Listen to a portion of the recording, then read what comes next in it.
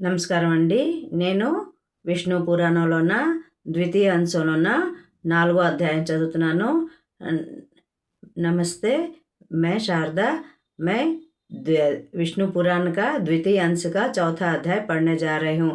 सप्तद्वीपों का वर्णन। श्री पराशर जी कहने लगे, खारे जल के समुद्र से घिरे जम्बू द्वीप को प्लक्ष द्वीप ने चारों ओर से घेर रखा है। प्लक्ष द्वीप का विस्तार जम्बू द्वीप से 2 गुना है और जम्बू द्वीप का विस्तार 1,00,000 योजन है।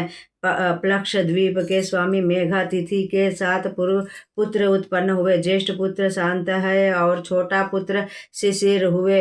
उनके पश्चात सुखदेव, आनंद, शिव क्षेमक एवं 7वें पुत्र के रूप में ध्रुव हुए। प्रथम शांत है वर्ष, दूसरा शिशिर वर्ष, तीसरा सुखीदय वर्ष, चौथा आनंद वर्ष, 5वां शिश वर्ष, 6वां क्षेमक वर्ष और 7वां ध्रुव वर्ष है। और गोमत, चंद्र, नारद, दुंदुभि, सोमक, सुमभा एवं वैभ्राज नामक 7 मर्यादा पर्वत वर्णित है। इन वर्ष पर्वतों पर देवता, गंधर्व एवं पाप रहित प्राणियों का निवास है। वहाँ की संपूर्ण प्रजा लंबी आयु वाले एवं रोग मुक्त होते हैं। हे मैत्रेय, उन वर्षों में 7 नदियां हैं जिनके नाम से श्रवण मात्र से पापी पाप मुक्त होते हैं। अतः उन पापी नाशिनी नदियों के नाम ध्यान पूर्वक सुनो। अनुतप्पा, सिखी, विपाशा, त्रिदिवा, अकल्मा, अमृता एवं सुकृता। छोटे पर्वत एवं छोटी नदियां की संख्या तो हजारों में है। हे ब्राह्मण, उन पवित्र पावनी नदियों का जल पीने से वहाँ के लोग हृष्ट-पुष्ट होते हैं। रोग व्याधि सदैव उनसे दूर रहते हैं तथा उन 7 वर्षों में युग की कोई अवस्था नहीं है। प्लक्ष द्वीप से लेकर शाक द्वीप आदि 6 द्वीपों तक त्रेता युग की भांति समय सदा एक समान रहता है। मनुष्य निरोग एवं 5,000 वर्ष की लंबी आयु वाले होते हैं। वर्णाश्रम धर्म के अनुसार इन मनुष्यों में अहिंसा, सत्य,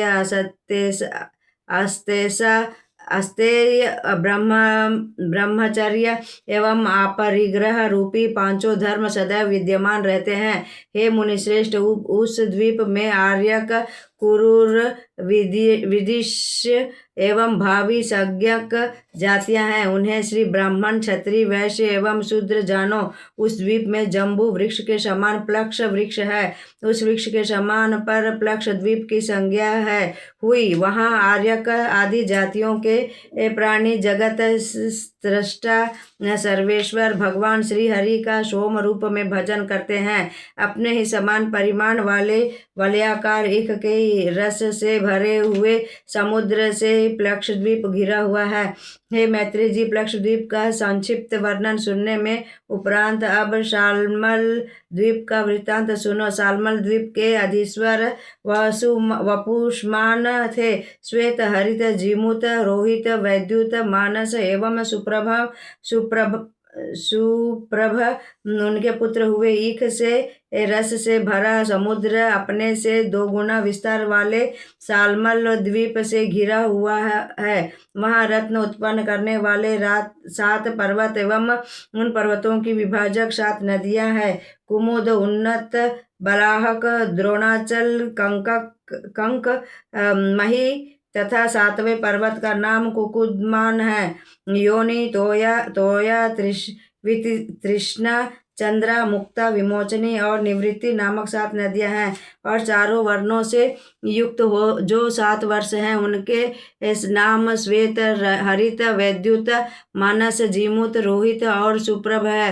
हे ऋषि श्रेष्ठ, सालम द्वीप में कपिल, अरुण, पीत एवं कृष्णाचार्य वर्ण के प्राणी निवास करते हैं जो ब्राह्मण, क्षत्रिय, वैश्य और शूद्र कहे जाते हैं। उस द्वीप में देवतागण सदैव निवास करते हैं तथा यज्ञ भगवान विष्णु जी का यज्ञों द्वारा यज्ञ होता है। शाल्मल द्वीप पर अत्यंत विशालकाय शाल्मल का वृक्ष है जिससे उसका नाम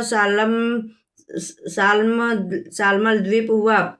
इस द्वीप के चारों ओर मदिरा का समुद्र है तथा मदिरा से के समुद्र को उससे 2 गुने विस्तार वाले कुश द्वीप ने चारों ओर से घेरा हुआ है। कुश द्वीप से अधिपति ज्योतिष्मान के बद वेणुमान, वैरथ, लंबन, धृति, प्रभाकर और कपिल नामक 7 पुत्र थे। उनके नाम पर ही वहाँ के वर्षों के नामकरण हुए।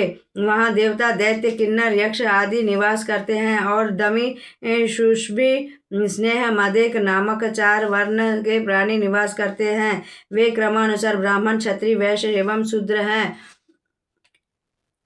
वहाँ के निवासी शास्त्र सम्मत कर्म करते ब्रह्म रूप जनार्दन ब्रह्मा भगवान की आराधना करते हैं। कुश द्वीप में विदुम, हेमशैल, द्युतिमान, पुष्पवान, कुशेश, हरि एवं मंदरचल नामक 7 वर्ष पर्वत है तथा दूत, पापा, शिवा, पवित्रा, सम्मति, विद्युत, अम्भा एवं नमही नामक 7 नदियां हैं। इन नदियों में स्नान करने से समस्त पाप नष्ट होते हैं और पुण्य फल की प्राप्ति होती है। इस द्वीप के में एक कुश का विशाल झाड़ है, जिस कारण इसका नाम कुश द्वीप हुआ। इसका अगला पाठ मैं कल पढ़ूंगी। मैं